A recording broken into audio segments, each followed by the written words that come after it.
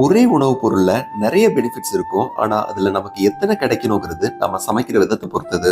பாத்தீங்கன்னா கொள்ளு வெயிட் லாஸ்க்கு ரொம்ப நல்லது. ஆனா கொள்ளு பொடியை எடுத்து சாப்பிட்டோம்னா அது கூட நெய்யோ இல்லாட்டினா எண்ணெயோ நிறைய ஊற்றி தான் சாப்பிடுவோம்.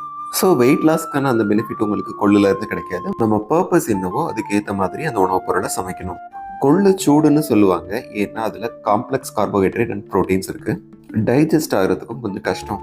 இதை 8 to 10 hours நல்லா ஊற வச்சிடணும். இல்லாட்டினா முளை கட்டிடணும். இது ரெண்டும் இல்லாட்டினா வறுத்துட்டு ஊற போட்டு அவிக்கலாம். இதை கம்ப்ளீட் ப்ரோட்டீன் ஃபுட் ஆக்குறதுக்காக நான் இது கூட ரெட் ரைஸ் ஆட் பண்ணியிருக்கேன். இது ரெண்டையுமே ஒரு 8 hours ஊற வச்சு நல்லா அரைச்சிட்டு 6 hours வரைக்கும் புளிக்க வச்சிடலாம்.